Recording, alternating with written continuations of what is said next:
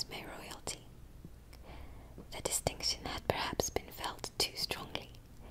It had given him a disgust to his business and to his residence in a small market town, and quitting them both, he had removed with his family to a house about a mile from Meryton, denominated from that period Lucas Lodge, where he could think with pleasure of his own importance, and, unshackled by business, occupy himself solely in being civil to all the world. For though elated by his rank, it did not render him supercilious. On the contrary, he was all attention to everybody. By nature inoffensive, friendly, and obliging, his presentation at St. James had made him courteous. Lady Lucas was a very good kind of woman, not too clever to be a valuable neighbour to Mrs. Bennet.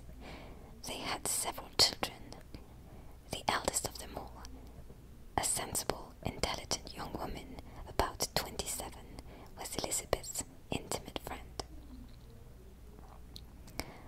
That the Miss Lucases and the Miss Bennets should meet to talk over a ball was absolutely necessary, and the morning after the assembly brought the former to Longbourn to hear and to communicate.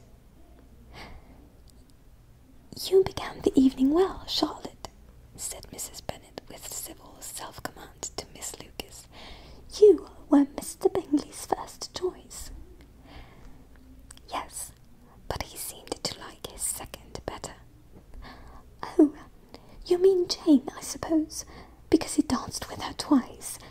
To be sure, that did seem as if he admired her. Indeed, I rather believe he did. I heard something about it, but I hardly know what. Something about Mr. Robinson." "Perhaps you mean what I overheard between him and Mr. Robinson. Did I not mention it to you? Mr. Robinson asking him how he liked our Meryton assemblies, and whether he did not think that there were a great many pretty women in the room, and which he thought the prettiest, and his answering immediately to the last question, 'Oh, the eldest Miss Bennet, beyond a doubt, there cannot be two opinions on that point.'" "Upon my word, well, that was very decided indeed, and that does seem as if, but however, it may all come to nothing, you know." "My overhearings were more to the purpose than yours, Eliza," said Charlotte. "Mr. Darcy is not so well worth listening to as his friend, is he? Poor Eliza, to be only just tolerable." "I beg you would not put it into Lizzie's head to be vexed by his ill treatment, for he is such a disagreeable man that it would be quite a misfortune to be liked by him. Mrs. Long told me last night that he sat close to her for half an hour without once opening his lips." "Are you quite sure, ma'am?" "Is there not a little mistake?" said Jane. "I certainly saw Mr. Darcy speaking to her." "Aye, because she asked him at last how he liked Netherfield, and he could not help answering her, but she said he seemed very angry at being spoke to."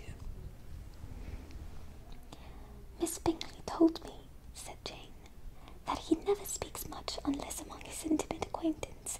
With them he is remarkably agreeable." "I do not believe a word of it, my dear. If he had been so very agreeable, he would have talked to Mrs. Long. But I can guess how it was. Everybody says that he is ate up with pride, and I dare say he had heard someone that Mrs. Long does not keep a carriage, and had come to the ball in a hack chaise." "I do not mind his not talking to Mrs. Long," said Miss Lucas, "but I wish he had danced with Eliza." "Another time, Lizzie," said her mother. "I would not dance with him if I were you." "I believe, ma'am, I may safely promise you never to dance with him." His pride, said Miss Lucas, does not offend me so much as pride often does, because there is an excuse for it. One cannot wonder that so very fine a young man, with family, fortune, everything in his favour, should think highly of himself.